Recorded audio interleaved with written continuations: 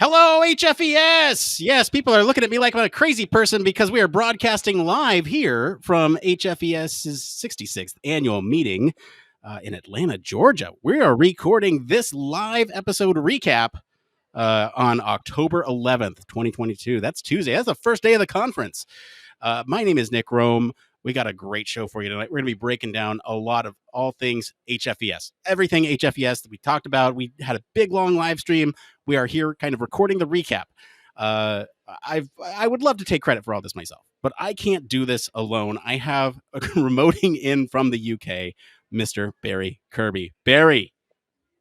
Hey there, Nick. And it's been fantastic here to be able to remote in with you for the past, nearly 9.5 hours now. I think this is the closest we've been. This is certainly the longest you and I have ever talked in one continuous setting. Now, I got to say, we tend to get a lot of new folks listening to the show around this time. So thank you so much. Welcome to the show. Sincerely, thank you for even picking out your phone and putting in Human Factors Cast and subscribing and doing all that. Thank you. That is awesome. I'm so glad you're here. This is a little bit different from the normal format that we do, but we also do conference coverage, and that's why we're here. We are here live. Well, I am here live at in Atlanta, Georgia, HFES. So we're going to be talking all things Human Factors and Ergonomics Society. I keep mentioning this over and over and over. It's been a long day. I'm sleep deprived. We're here. This is it. This is the last thing we're recording, and then I can go back to my room and sleep. But some of the stuff that we're going to go over today is a little bit about what HFES is. Even if you may be familiar with it, it's always nice to get a refresher. We're going to talk about some of our coverage and some of the best, most fun topics that we had today. And then we'll kind of wrap it up and call it a day. So, Barry, I got to get into things here. Do you, since you've never been to HFES, right? Nope, never been. This is my first time, even though it's only remotely. Tell me what HFES is. So, HFES is the Human Factors and Ergonomics Society, and it was founded in 1957. Okay, dictionary definition. Just give me your perception of what HFES is. Yeah, it's just another professional organization for human factors practitioners. It's nearly as good as the Chartered Institute of Ergonomics and Human Factors, but you know, you've got a lot to learn.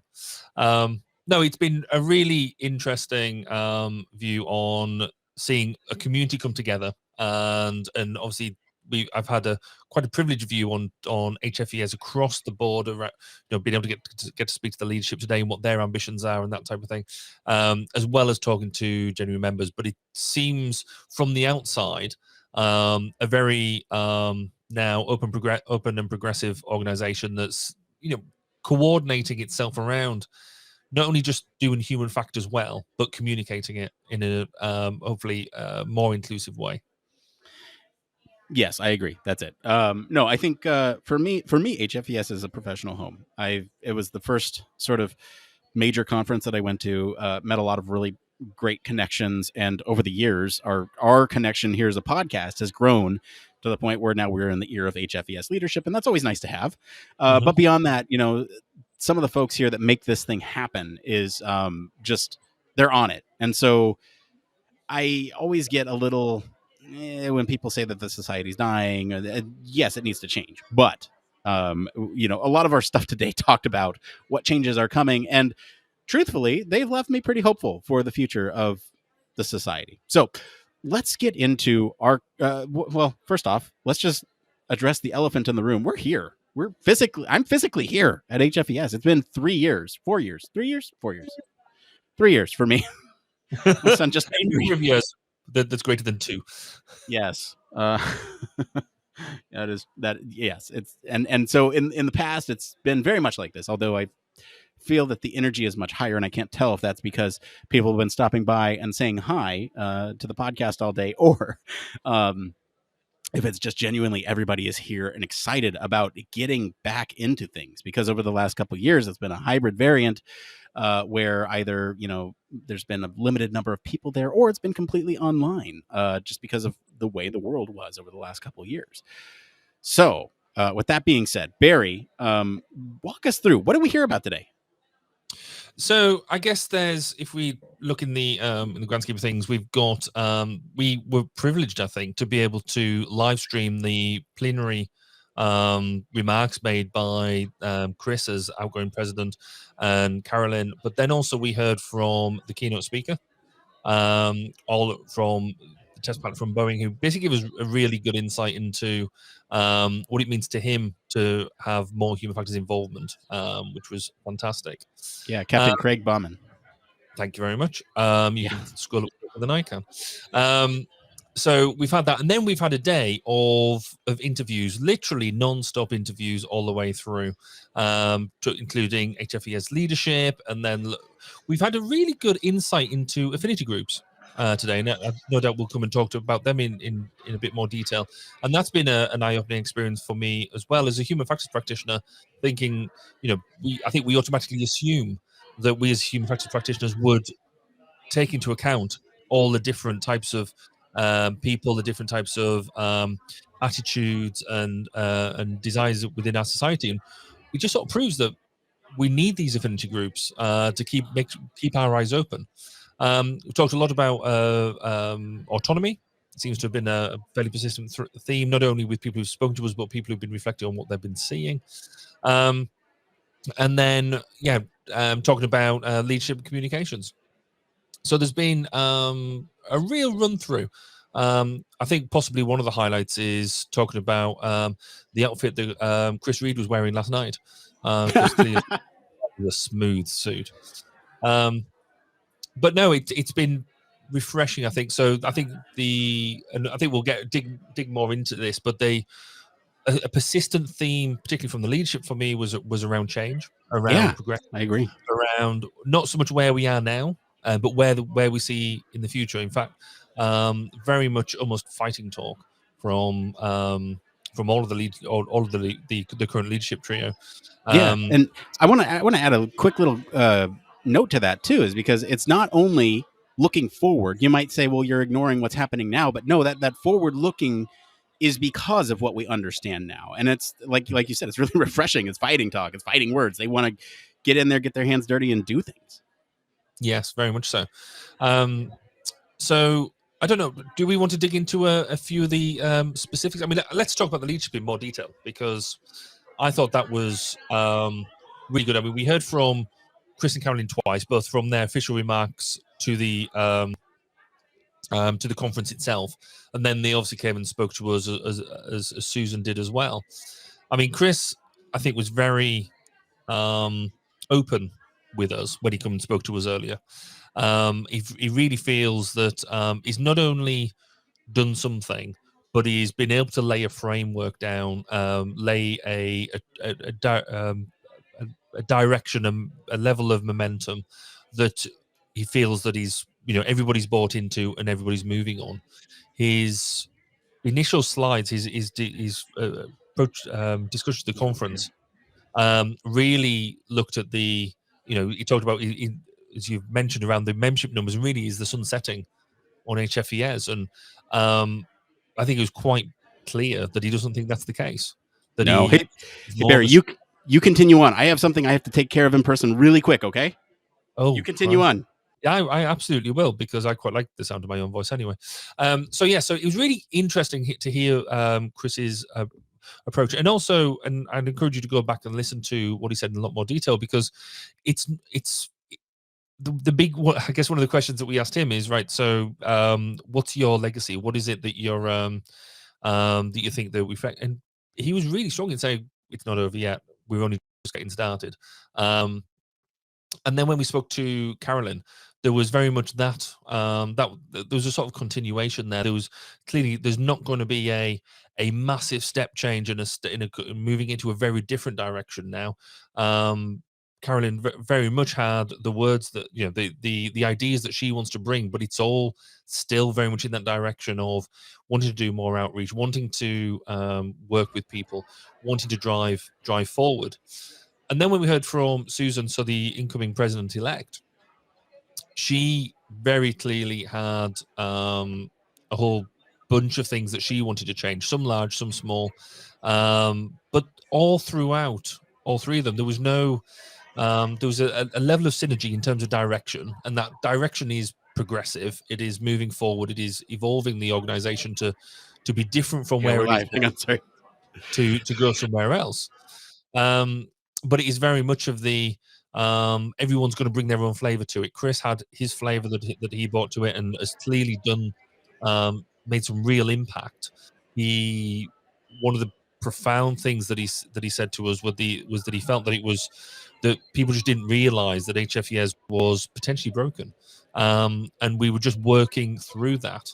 But now he feels that it was the elephant in the room, and they've helped solve it. So between Chris, Caroline, and Susan, that progressive way forward is going to see HFES change and morph and grow into a different beast, but a one that perhaps suits its members a bit more, the members of the future, rather than just purely the members of the past. That we heard a lot more about different ways of doing communications as well, and actually looking at the conference itself, there was clearly different ideas about wanting to change the way that the conference ran. So a really obvious reflection of that was where they did the awards. So the awards ceremony moved to the to last night, to which was a first. Apparently, it would normally be done on the Tuesday morning rather than the Monday night, but they did it on the Monday night to bring it in with the sort of the welcome dinner, and then they were very gleefully telling me that they'd had music and all like nice drinks and great food, which left my mouth watering and really quite upset that I'd missed a lot of this stuff. So clearly, that driver social event as much as everything else. Barry, hold on. We have a rare opportunity here. I've set up a camera for folks to come by and to give their thoughts. Give me 1 minute here. I'll get the camera up. Yeah, could you just give us a couple thoughts? Say hello to the camera. You're live to everybody. Could you just let us know sort of what you enjoyed about HFES today and what you're looking forward to this week? So I'm Julie Gilpin McMinn.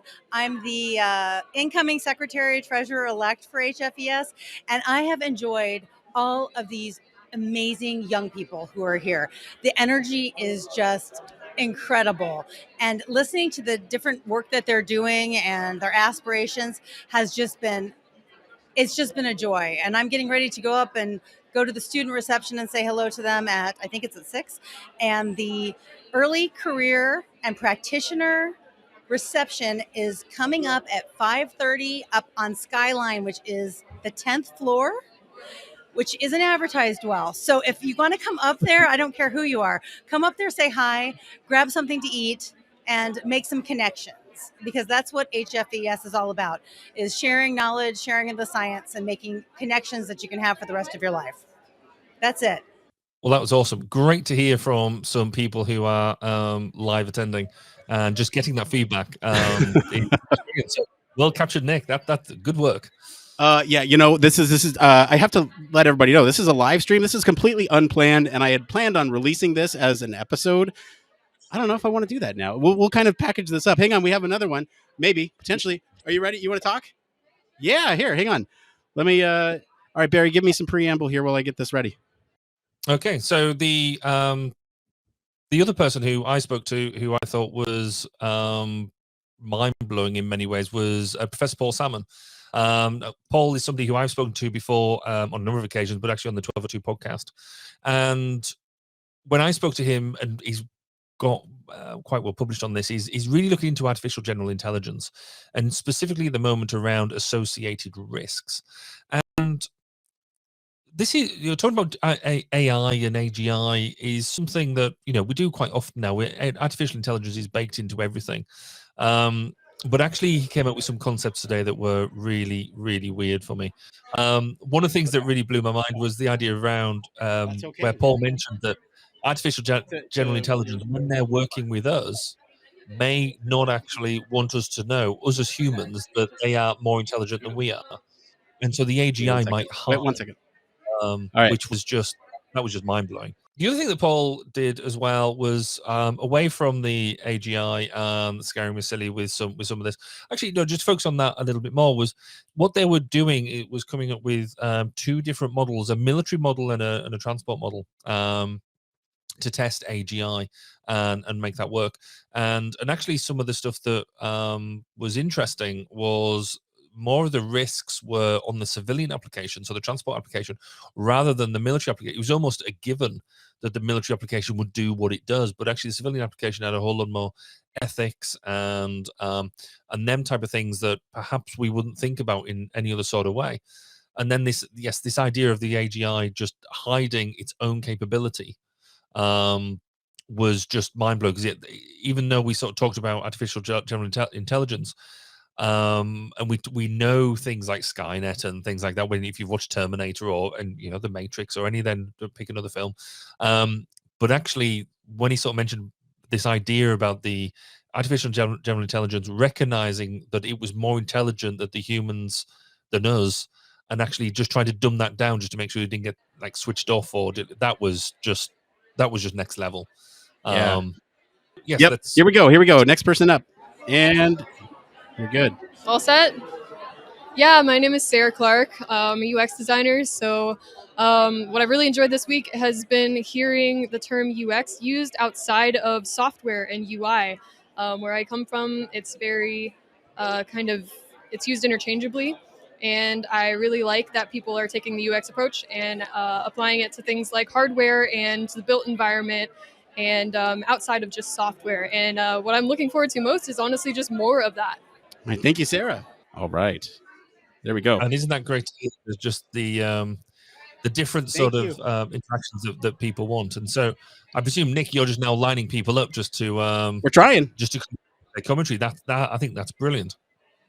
I've got to say, from a remote perspective, I'm somewhat jealous. There's clearly so much going on, and so many different things that are happening, and more than one mention has been made of happy hour, multiple happy hours, and so which clearly I'm not taking part in. So this just gives me an extra boost. I think that hopefully next year, if we're going to do this again, we need to try and do it in person rather than remote. As fun as remote is, then I think the whole being in person, being able to just work with people, I think gives me an extra sense of motivation. Yeah, I really want you to be here next year. Please be here next year. This is it would be so much easier. Oh my god. But beyond that, I mean, like, look, it's just a ton of fun. There's been so many good for us, it's a little different. We've been doing live streaming all day. This is not a typical HFES experience, so I have to admit. However, being able to see everyone's happy faces, like, people are just jazzed to be here, and being here in person is refreshing. It feels like coming home. I think I've mentioned that a couple times, but it's really just the sort of atmosphere here. Everyone's happy to be back. They're exchanging. Like, I am literally watching conversations happen right in front of me where information is being exchanged. And geez, like, it is awesome. I don't know what you talked about with the stuff that we covered here on the show this week or on today. It feels like an entire week that we've sitting here live streaming. Well, it's almost a, was it like 3 months worth of coverage in one day? When you look at them? But no, I sort of spoke at some length around the leadership and what Chris and Carol and Susan had to say to us. And I was just dropping into Paul Salmon and the way he's scared me silly. Hey, I do want to jump to the floor. We have another person up here in our line here. Let me go ahead and get it all ready to go. All right. Hi, I'm Salim Malua. I'm a PhD student over at George Mason. I'd say my favorite thing about today has been the really interesting series of lectures, especially the automation one I just got out of. And something I'm really looking forward to this week at the conference is actually the joint GMU-UCF social event I'm organizing, which is happening tomorrow, Wednesday at 6 p.m. So please stay tuned for that, and I'm really excited for the rest of this conference. Oh, man, this is great. I love hearing from people. Yeah, see, but a lot of these people will do anything for a sticker. I kind of wish that I'd now sent a bunch of my stickers over to over there as well. But there's a lot of things I wish I'd sent over, including me in a suitcase, because that would have been a lot better. All right. But yes, so now have you displayed? Everyone is seeing you. They can't hear you, but they at least see that we're doing a live stream. So go ahead and wave to the people. So at the moment, Nick, I guess you're really enjoying being there in person. I am loving this. This is amazing. you can tell that we put a lot of time and effort into planning the stream, and to see most of it come together until I've kind of fallen apart at the end here, gone completely off script, and started getting people's thoughts from the floor. No, this has been great. I've had a lot of fun just in the first 2 days that we've been here, and it's been pretty great. So I can't even comment on anything other than what we've seen today, other than the people that I've talked to. And that has just been phenomenal. I do want to mention, though, there was one interview that we had today that I loved, and I've been looking to have Jules on the show for a very long time. Jules stopped by to talk about the LGBTQ plus affinity group, and that was one of my favorite conversations that we've had in a very long time. And it's not just because I'm so comfortable with Jules and I know them. It's just because that whole discussion was so informative, thought-provoking, interesting, and really important. And so, like, if anyone's listening and chooses one thing to listen to, maybe listen to that. I don't know. Everyone's going to be upset about the things that we recommend anyway. So that was one of my favorites from today, along with Paul Salmon. That was another great one. Of course, yeah, they're all my favorites. Why? Who am I kidding? They're all my favorites. Jeez. No, what Jules had to say was brilliant, because they really, you're right. It wasn't a jaw drop moment, but the level of honesty is the wrong word. The level of openness that they shared with us around not only of their experiences, but what they're doing and what we can do, was just really insightful, really something that I hope a lot of other people take away from this. I think we could have easily talked for another hour, and still not truly scratch the surface of how we can do things better. But it was, loved it. It was a great catch. Yeah, I agree. All right, we got another one. You ready? Here we go. Hey, my name is Jules, and I'm being blinded by this light. My favorite thing today, I think, was a complete stranger coming up next to me and calling me by name without looking at my name tag and saying, "Are you going to the DEI session?" And I said, "Yeah." And they said, "I am too." And I was like, "That's totally cool." So we went there together, which was really awesome. And what am I looking forward to the most? Oh, there's so many wonderful people that I'm looking forward to talking to. But I have to say, once again, I'm really looking forward to our panel on, how people can be themselves at work as much as they want to be. And so that's a DEI thing too. But that's it. And I'm looking forward to this light not being in my eyes anymore. And I hope y'all have fun. And thank you so much, both of y'all, for doing this great work. Thanks, Jules. We're doing great work. How cool is that? Oh man, this is fun. I am. Let's look at what we have going on through the rest of the conference. There's a couple plenary sessions going on throughout the week. So obviously today we had Captain Craig Bowman from Boeing. Tomorrow looks like we have a management versus technical, the destins of senior HFE and UX practitioners. So that should be a fun one. We also have on Thursday Industry 5.0 and the future of robotics. And then on Friday, HFE and DEI crossover opportunities. So those are some of the key opportunities. Oh, and we've got more. I think we've got probably about another half hour of Nick basically fishing for people, and then that's basically what this has turned into.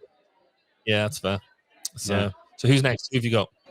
Hi, I'm Karen Jacobs. I'm from Boston University. I am so delighted to be here. The energy at the HFES annual meeting, 66, is fabulous. It is wonderful to network with everybody, to catch up, to see the energy in our profession. I am so looking forward to the annual business meeting. That's today, later on, and I encourage everyone to go and to learn about what will be going on with our society. And I'm looking forward to tomorrow, the posters with fellows, the other posters. I'm looking forward to also the environmental design and children's issue technical meeting. So I hope you'll join us, and I thank you for being here. Thank you.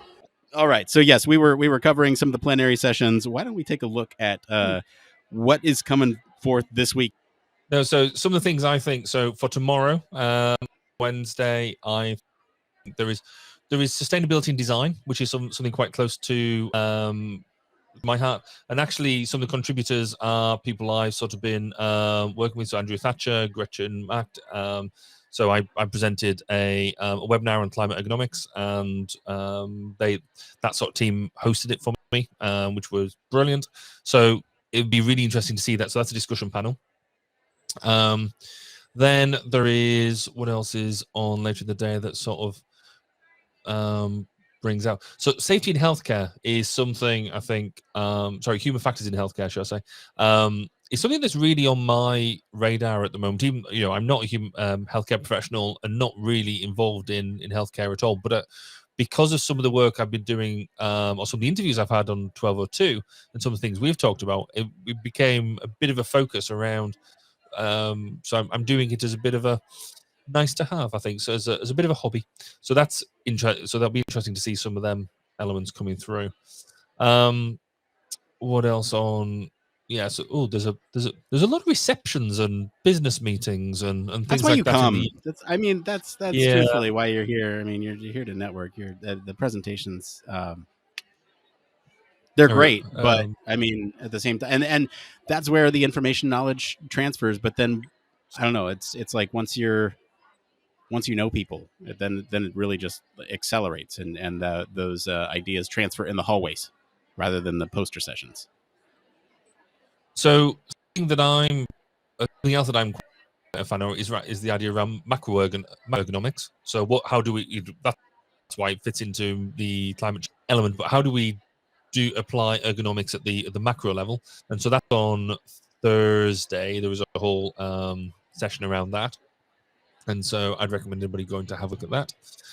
We've spoken around. There's a discussion panel around being a manager, and whether whether people need to go down the management route in order to progress their careers. So Christy, who was one of our victims, willing participants, she came and spoke to us about that. See, there's lots of really good stuff here to dip into.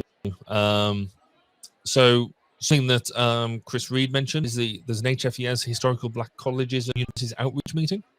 So that is exploring the virtues of what Chris has been trying to achieve to reach out to communities that haven't necessarily been reached before with HFES, and so that'll be quite good. That's yeah. There's a section called Yeah, I was just going to say I got one. This is one that Rose brought up earlier. It's Me and My VE. That one's always a favorite of mine. It's using human factors applications, using virtual reality, mixed reality, virtual environments. Always fun to see because they set up a little like a U-shaped demo area where you can kind of just go around.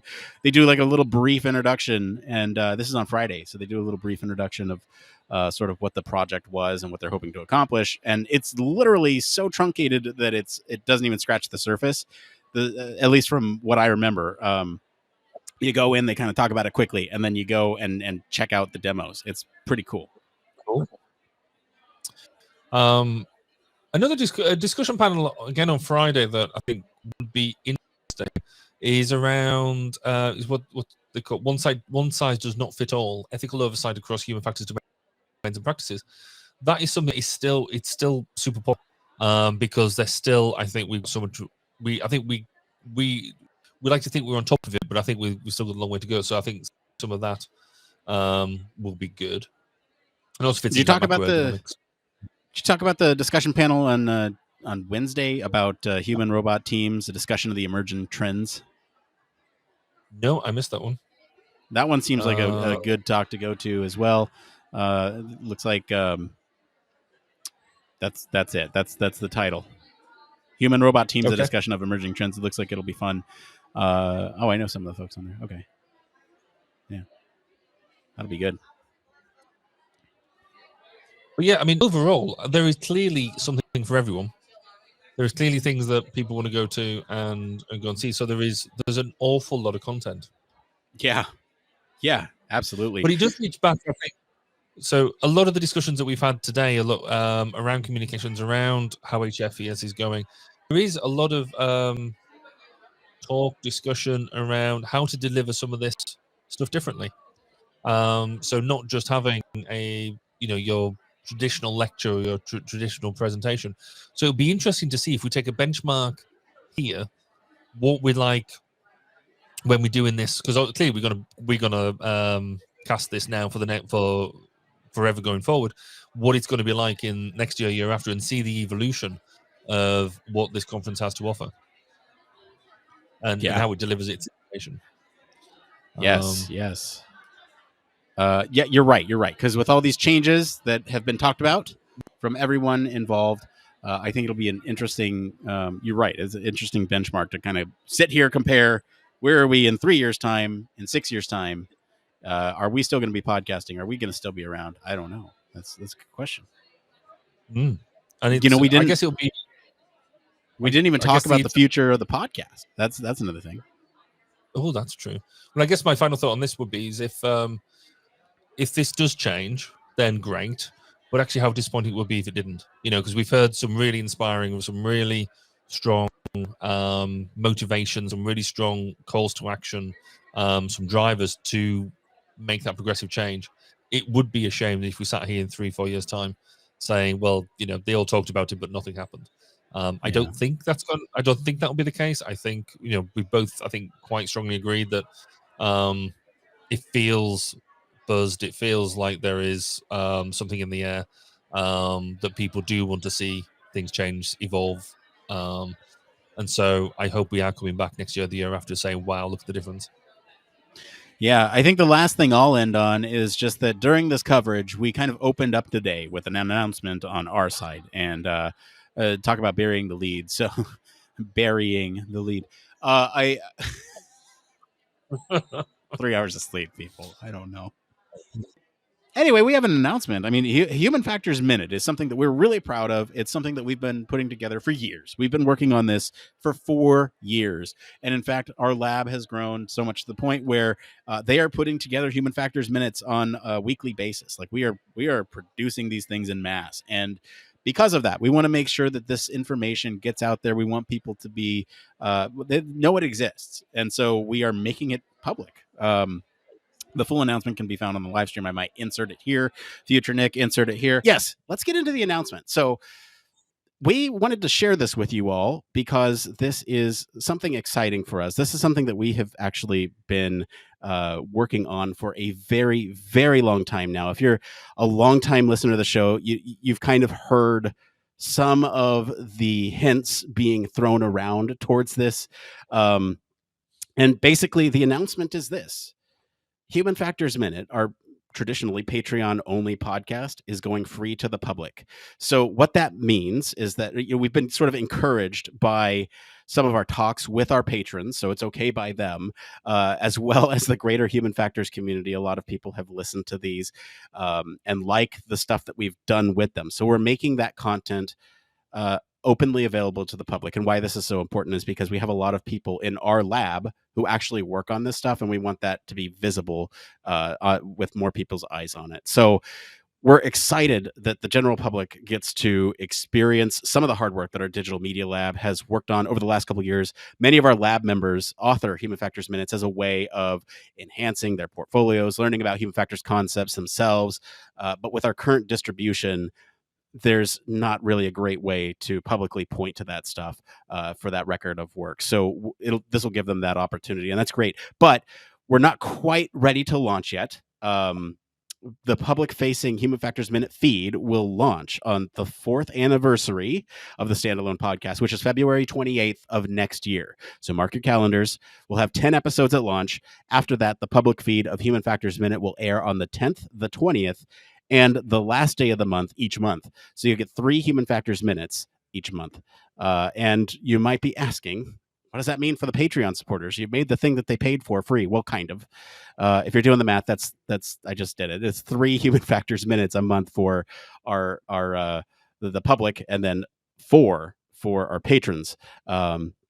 And so the value of the supporter only feed will not only continue to increase over time, but it will also increase relative to the general public. So there'll forever be an increasing, sort of delta between the two on the private feed that are not available publicly. Anyway, I say all that because I'm really excited about this announcement. This is something that took a lot of convincing. Barry can attest to it. I've been kind of precious about Human Factors Minute because truly, I mentioned it earlier. This is what it looks like.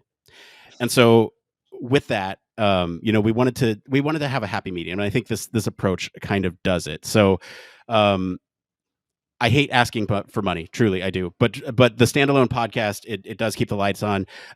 We hope to provide a couple additional methods of supporting the show. We are like PBS, right? So like all this stuff comes out of pocket. There's a couple expanded options, I think, that we're going to look for going forward. So not just Patreon. Some people don't like the platform. That's fine. What we're looking at is Patreon. You can support us at $5 or more to get this extended sort of access. You do buy me a coffee, $5 a month monthly, or $50 a year yearly.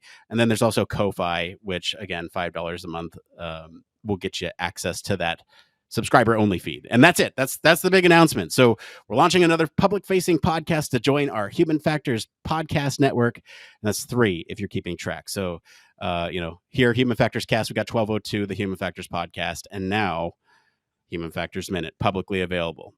Barry, what do you think of the announcement? I mean, that's amazing, isn't it? I mean, I will attest to just how much work goes on in the background behind these minutes, because it's not just it's a minute of amazing audio that is rich with them sort of facts and elements that any Human Factors practitioner and anybody outside of the domain can learn from.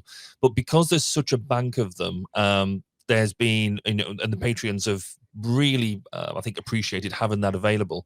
But making that available to everybody is going to be such a fantastic resource for everybody. There's nobody I can think who wouldn't benefit from listening to this stuff. So having that going live on February the 28th of next year is going to be a really staggering moment. And I think we need to appreciate you, Nick, because I know, as you say, this has been your baby, something that you've really wanted to look after and nurture. And this almost feels like it's now going to go out into the even wider world. Yeah. And you really, because we value our Patreons and the effort that they put into, as you say, keep the lights on. So, to have their support as well going forward is going to be absolutely crucial to make sure that we can provide this depth of knowledge that is there. So, yeah, I'm really excited about it. I think it's going to be fantastic. Yeah, if we want to nerd out for a minute, we're planned out for the private feed through 2032 and the public feed through 2040. So if you have years to listen, there's a wealth of knowledge here that's coming out. Like, this is how we planned it, and it's kind of insane. And so with that, we have Human Factors Minute coming out free to the public. It'll be great. I think it will be great. I think it will be as well. I think it's going to be really exciting because we did speak about it 9.5 hours ago, but yeah.